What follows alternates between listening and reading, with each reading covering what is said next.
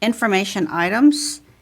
This is receive an update on the El Rancho Unified School District life of a bond construction project by Ms. Marian Sorrell, our CBO. Ms. Sorrell?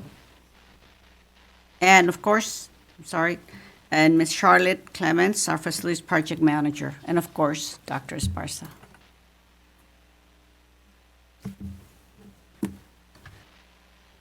Good evening, everyone. Good evening, board, people in the cabinet, and those few staff in the audience. Today, I wanted to present to you the life of a project. But before I can do that, I wanted to make sure that the life of the project includes some of the history of the project.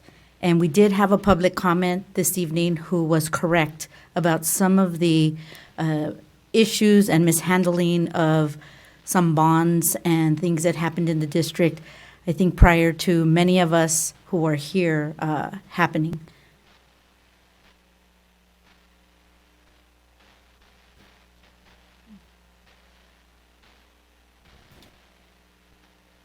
So in 2014, December of 2014, the district adopted a facilities master plan. The facilities assessment included 5 points for consideration, and I will get to those 5 points.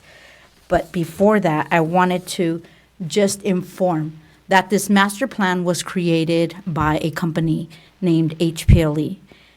And HPLE created this facilities master plan with an intent to support the district in creating innovation labs. This bond project was with bond A and EE. This was not with ER funds as of yet. HPLE did stay with the district. However, they were also responsible for using some of A and EE bonds.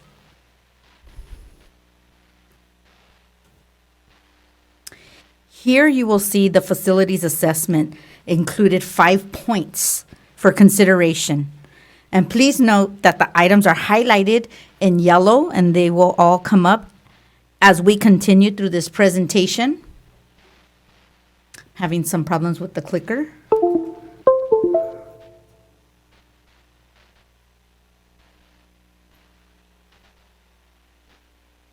Perfect to have tech here for tech issues.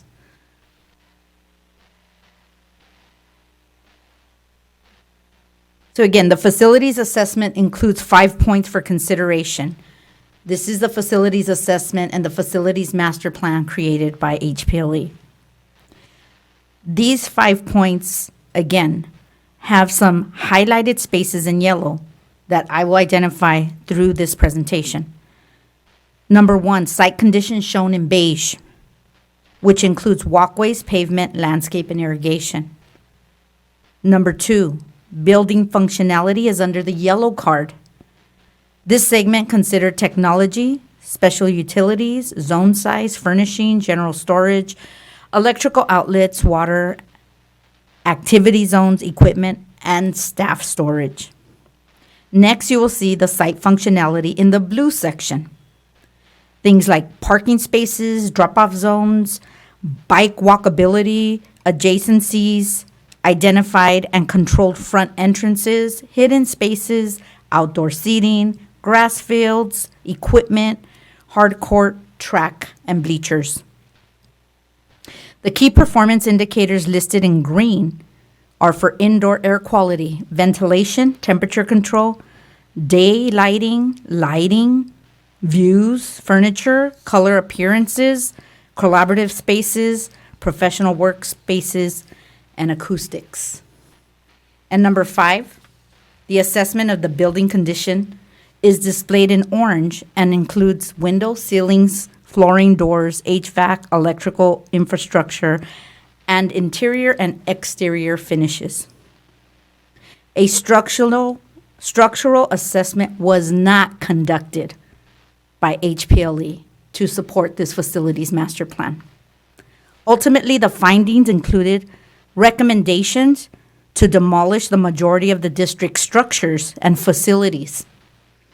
With my background in construction, This is very difficult for me to believe. Looking at the items highlighted in yellow, too much of this assessment was based on items that are aesthetics. Painting, flooring, storage, furnishing, technology, all of these things are items that can be upgraded without demolishing buildings. All of this took place before this cabinet, before me coming here, and before many of these board members took office.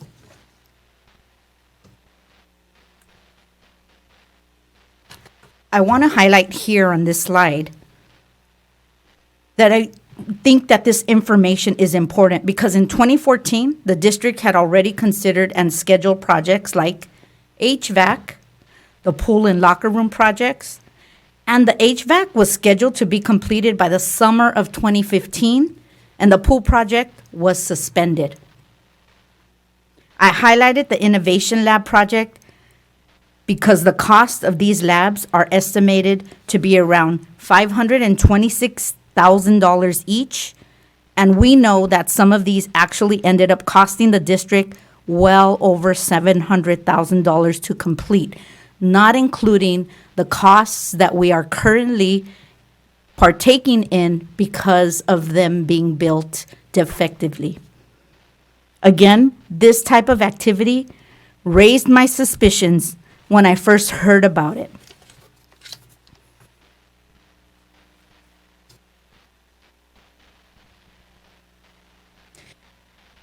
Then we come to November 2016, and we have Measure ER approved. Again, this was prior to many of us coming here. But I needed to give you the background on the company that was here and apparently supporting the district in 2014 to 2016. This is when we enter the ER bond phase. The ER bonds are approved by the community. And in 2017 and 2019, the district was working with Measure ER project manager, Jaime Ortiz, to develop plans for what was, at this point, the El Rancho High School rebuild project. During this time, the district had been made aware of potential problems and conflicts of interest, which were later identified in the recent FICMAT audit, initiated by the Los Angeles County Office of Education. I believe that some of our board members were instrumental in assisting the process to ensure that we had a viable FICMAT audit. Now we move to January 2020 with DSA approvals. There were some DSA approvals to completely turn our athletic fields at the high school around. The first package was the new stadium with a press box, an elevator, a baseball field, and a softball field, leaving our soccer families out. The second package, a new academic building that was associated to the B building. Unfortunately, we were not able to come to an agreement in regards to continuing with this project. So in February of 2020, a lease-leaseback contract was approved by a former board, and concerns about this lease-leaseback took place in February of 2020, just a month later. We were also made aware that our financial advisor was working closely with someone here in the district to ensure that there would be a sale of capital appreciation bonds, which some of these board members who are with us tonight and myself made sure were not sold. In the next slide, on March of 2020, school closures took place. We had no DSA approvals for anything. I know some families and community members feel like lots of work could have been done during the 15 or 16 months that we were off. We could not move forward without DSA approvals. The only thing we had DSA approvals for, again, was to flip our athletic stadium around. In June of 2020, the removal of a construction company took place. In July of 2020, the hiring of a facilities project manager who is no longer with us.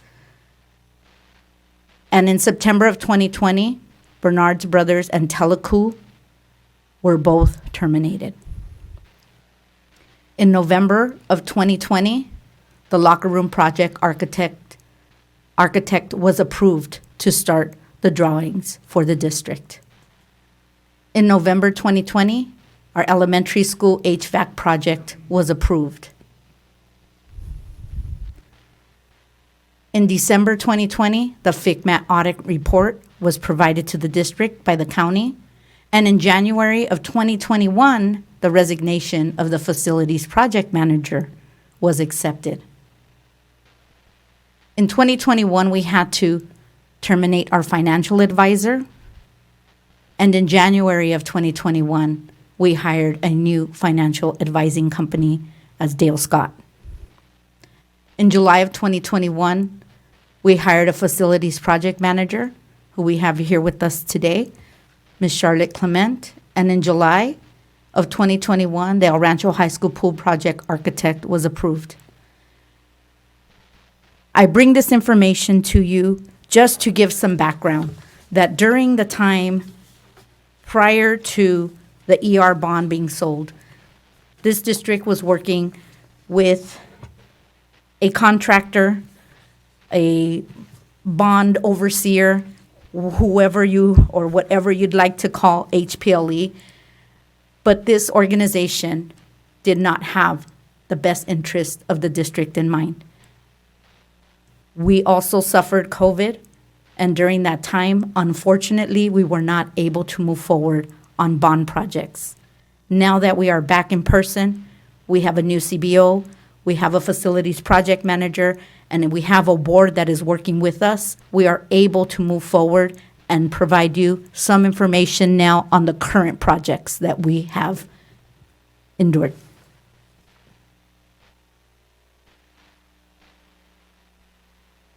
Good evening. I'd like to give you an update on 3 of the projects that are underway currently. The first one is the middle school locker room project.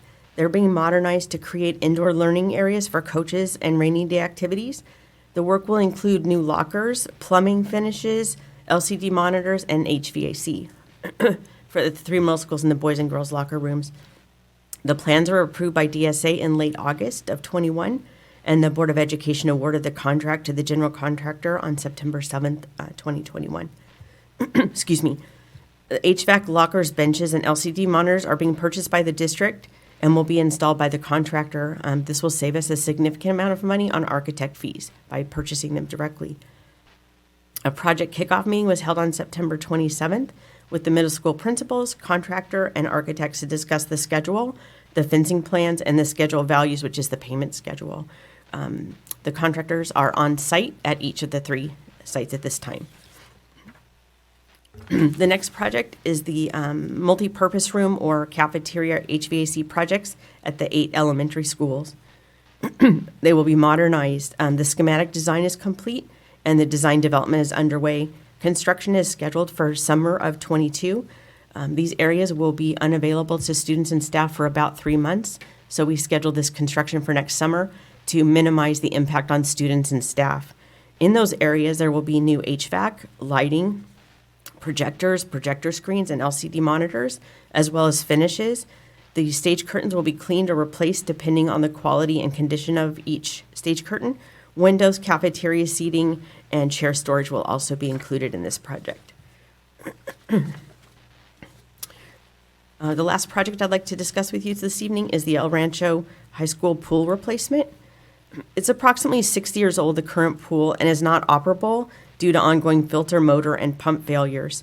The pool has outlasted its life cycle and needs to be replaced. The current size and layout does not meet CIF requirements, which limits the students from being able to practice in the correct size pool and also to be able to host competitions. The Board of Education approved the award of contract to LPA for the architecture of the pool on September 7, 2021. An initial committee meeting was held to review the overall design process with the committee, and a meeting with the architect is scheduled to review a high-level project schedule that will include the committee agency review, bidding, and construction, and that's scheduled for late October. Thank you very much.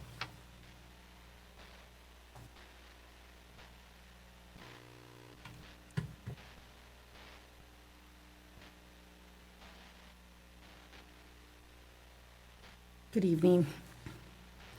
So the life of a project is really 5 steps. I heard many other steps being taken. Those are probably side steps. We'll get to what we really want for a project, and that is we dream it, we design it, we bid it, we build it, we use it, and we learn from it when we use it. Those are the steps. So we identify the need, we research the possibilities, we establish goals, we determine the scope, we develop a program. Then we design it, we test that conceptual design to reality, we evaluate the alternatives as it relates to dollars, we test fit that design and the goals, we finalize the design solution, and then we go garner the approvals and we determine what the next steps are. We bid it, we generate interest, we contact local vendors, we host a local business outreach participation open house. We gather business cards, we post those informations gathered to our website, and we share them with our contractors who are bidding our projects. We provide them a worksheet in which they need to demonstrate how they reached our local business outreach and participation goals. We advertise the project, we open the bids, and we award the contract. Next, we build it. We have a groundbreaking, we have a kickoff meeting, we have site safety controls put in place, contractor fencing, vision screens so we don't have folks looking in or contractors looking out. We have the demolition phase, we have the construction phase, we test equipment and systems that have been installed. We walk the site, we do a punch list. The contractor comes back, makes the appropriate adjustments. And then we use it. We have a ribbon cutting, we're all excited, we move in, we test the systems in use, we evaluate the success of the work in the project, we have a project closeout with the agencies and our own personnel, and then the warranty period begins. And then we learn from it. Those are the 5 steps. Thank you, Ms. Clement. And the reason why we wanted to start with the history, talk about the current projects that we have, and then go into the steps. There are 19 to 20 steps before we can actually use it. And I know right now that the district, the board, has given the district, myself, and the cabinet direction to move forward on the athletic fields at El Rancho High School. We have begun, the CBO and myself have met, as well as with leadership at the high school. The CBO has met with at least 16 of the coaches to start getting information on what it is that they need at this point in time as we start planning for an architect for the athletic fields. So we are on our way. Will we break ground in November? We will not break ground in November now that you have seen the steps, but we are working closely with the staff at the high school to make sure that we don't just dream it, but that we actually use it. Any questions?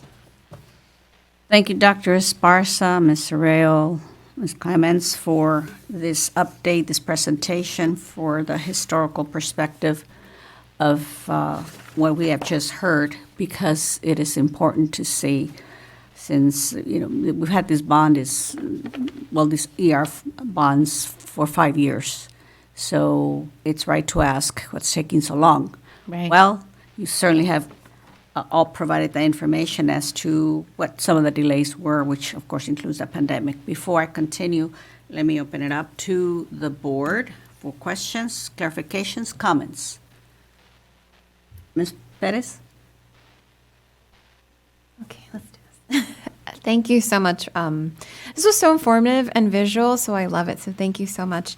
I just have a couple clarifications, just also for the public. You mentioned DSA a lot, but you never defined what DSA was, if you don't mind. Sure. So DSA is the Division of the State Architect. And it's a lot like going to your city planning department to get a permit, but it's for a school, an essential facility. So a higher level purview is taken for all the steps of the design as it relates to public safety, fire life safety, access compliance, and structural. And they take a much deeper look at those parts and pieces. There's also health department for certain aspects of school design. There's public safety, our local outreach that occurs. There's stormwater for drainage. There's lots of agencies that touch projects, and those approvals need to be garnered to ensure that we're doing the right thing for the community and we're obeying the state laws. No, and thank you for that definite, because I just wanted to make sure, because you mentioned that, you know, we needed the approval, because a lot of people did have that question. Why are we, even myself, put it before the board, why are we not doing anything? This is the prime time. So thank you for that, because that makes it a lot more clear. And then I have another. Can I make a comment? Oh, yeah. So that's correct. We had one approval, but that approval was to move the stadium all the way around, eliminate some areas, and only work on other areas. And so we're trying to be equitable across the board and give it all to our kids, because our kids deserve it all. They do. Second question, the lease back contract. Can you just summarize it really quickly as well? So a lease back contract, it's a delivery method of construction. Right now, we're involved with the middle schools. That's considered a design bid build, where we actually design it, we bid it to a contractor who builds it. Lease back is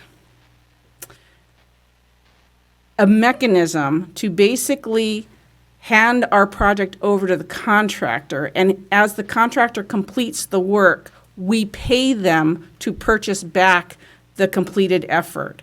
So if you have $10 million worth of work over a 10-month period and they divide it equally into $1 million installments, for example, after the first month, we own $1 million back of our project. At the end, we own the entire $10 million back. So basically, we give them the project site that they holistically own, and then we pay as they go for the completion of that. And then at the end of it, they basically give us our title, and we own that project.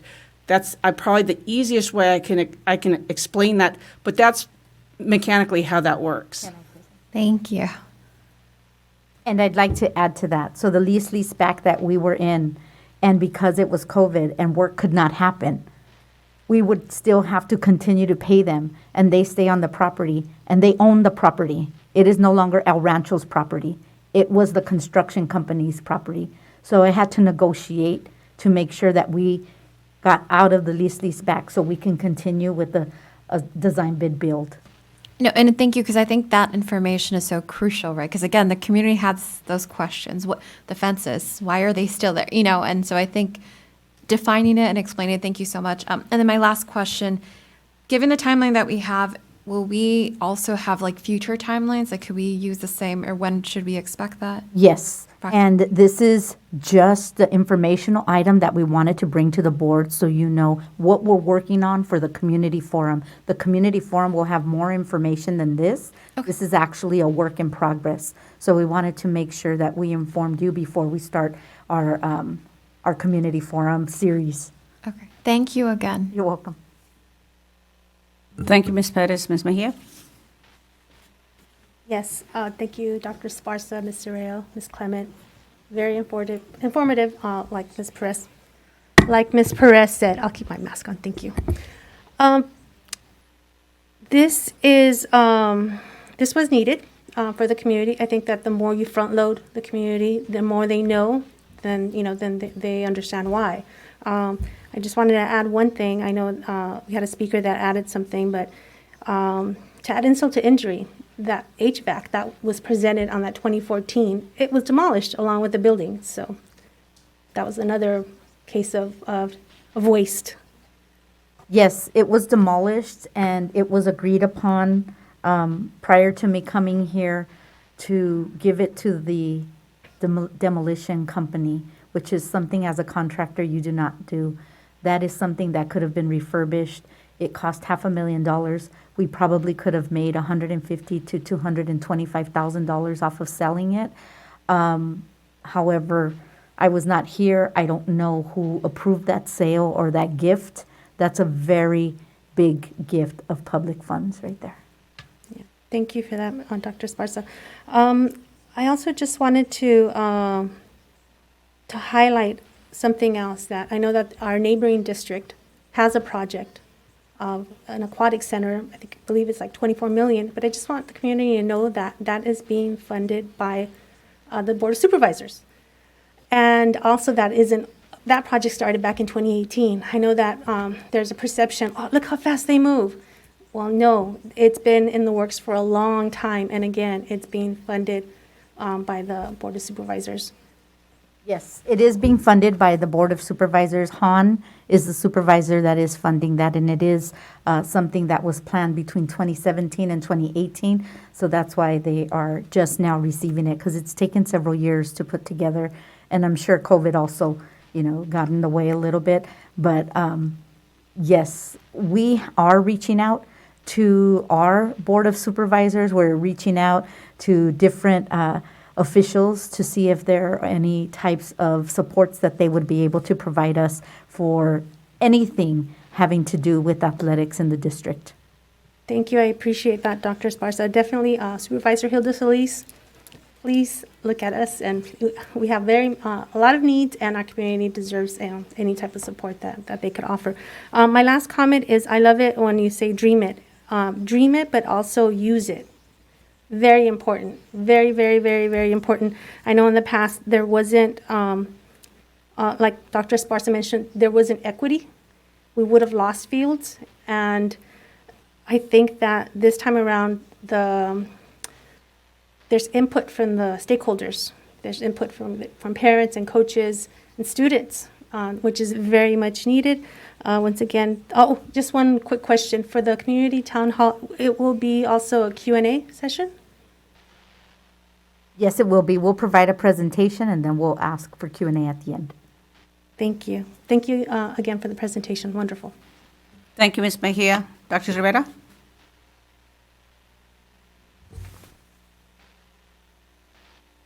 Thank you. I just want to compliment the group there on the history of the bond project. So thank you for sharing that with us as well as the community. It's taken some long time. I do want to point out that when the board was reorganized, the board took action on a variety of items that have resulted here from the timeline. And as you had mentioned, it does take time, and there's a lot of steps. So it's documented here, the event that has occurred. Our board has been very diligent in terms of moving forward, identifying the weaknesses and converting them into strengths. And I think we're in a much better position than where we were in the past. So thank you for this presentation. Thank you, Dr. Rivera. Ms. Castillo? Thank you for the presentation, and thank you, Dr. Esparza, for recounting some of the challenges that this board has endured over the last 3 or 4 years. As you are well aware, there were 3 of us, Ms. Mejia, Dr. Marino, and myself, who worked very diligently to, number 1, recall the previous board, to help us change the direction, and number 2, to work on the FitMat report to sort of rally around the community and sort of push forward a FitMat audit, because we were the ones that had identified some of the mismanagement of the funds. Not that we've seen any results from the DA, but that would make us happier, but that's exactly what happened. So we are very concerned, and we wanted to make sure that the district is moving forward in the right capacity. I can't tell you how many times I've asked for a facilities manager. I think it was 2 years. And finally to see Ms. Clemens on board, as well as, because we do need those resources to help us move forward. Now, you are also very correct on our relationship with HPLE. They took and came up with a facilities management plan that had issues and problems. And this previous board took the action to hire him, fire him, rehire him. And that was over a period of time. So we're happy that, we haven't seen him before, but I also like to make some comments about LPA. LPA has been working with us since I think around 2017 with the design of the football field. And it is built, it was designed as like a college-type stadium. And it was larger, and it was at the expense of other sports. So, I'm happy that the project was halted. But I do believe that HPLA has demonstrated to us that they're sort of committed to help this organization move forward. And maybe with the RFP that you talked about, which I just sort of wonder why we're doing it when we may have the capability of using some of the design elements, because they did a lot of work to even identify the type of artificial fields that we should have. And also looking at the, concession stands, the press boxes, so that it was previously designed. So the other part that I don't think you've mentioned that much about was the facilities assessment. And I know that I had been requesting, talking to you behind the scenes on conducting a facilities assessment, and really am probably the most excited person to see that it's completed. And I think it tells us what we need to do to make decisions further on. We just have never had a tool like this to do that for us. And so the facilities assessment, the draft is available to us. I would like or recommend that this draft be posted on our website so that the community understands what that report looks like. But the part that concerns me the most about that report is that it identifies some safety concerns. And those safety concerns we need to address sooner than later. Some are more critical, but when they're safety, it's got to be handled promptly. And then the other part, when I saw your presentation, and I agree, I have about 35 years experience in facilities management. And you are right, there are 5 elements in a project. I would have to address it all the time. However, what I didn't see is the budget associated with those phases. Usually there's a budget and there's an actual so that you can make sure that you're tracking the cost. And so that is what we need to do for the future, is identify what your budget is per each section and then track it by cost. The other one is that we want to recommend that we proceed with the bond sales of $35 million. And the reason for that is not only do we need to have enough money to pay for the swimming pool and the stadium, but we need to also address those other critical needs. And so I know it takes time from our previous discussion with Dale Scott's organization. It takes months. So I know how that works. So I think that's my only comment, but well done. Well done, and I think that it's important that the community understands why in 5 years a lot of things haven't been accomplished. And this board is committed to making sure that we are seeing things built. We go through the neighborhoods and we see other communities have new buildings, and we said, we don't have anything yet, but we will, and I hope we can do it concurrently. Thank you. May I give a little feedback on? Yes, couple of go those ahead, comments? please. Thank you so much. Excuse me, I'm a little throat problem. Ms. Clement and I met with LPA this week, and one of those meetings was about what was the original design for the stadium, the pool, and the field. And as everyone has mentioned, that original plan basically knocked down every building on the site, which was way beyond what our budget will allow us to do. So we told them these are what our goals are. We need a pool, we need a new stadium, we need softball, baseball, soccer, trying to carve out a little space for golf. We've got some interest in beach volleyball. So we're looking at that and space on the campus. And so we're narrowing their focus on accomplishing the same goals in a more cost-effective way. So I just want to give you that little bit of feedback. For the facility assessment, we didn't discuss it tonight. We only had 3 items we were going to update you on, but as you know, that is finished in draft. Ms. Clement is reviewing it in detail, and we'll have all of her feedback to Bureau Veritas in November for updates. And we will be working on our cost estimates for these projects and hope to give you some updates at the community forum for the projects that we've been talking about. As far as the bond sale, you may recall the resolution that you did a couple of months ago talks about making a final decision in February on the dollar amount you would want to do, and then those sales can begin about the March timeframe, which that sale would still line up very nicely for any of the projects that we are considering. Thank you. Thank you. Thank you, Mr. Rayo. Go ahead, Dr. Esparza. And we'd also like to add that for the facilities master plan, we are going to be working with LPA to make sure that what happened with HPLE doesn't happen. Just for everybody's information, in HPLE's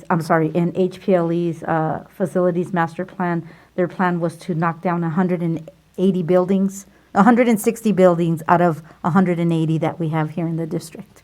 So we will not be knocking down 160 buildings.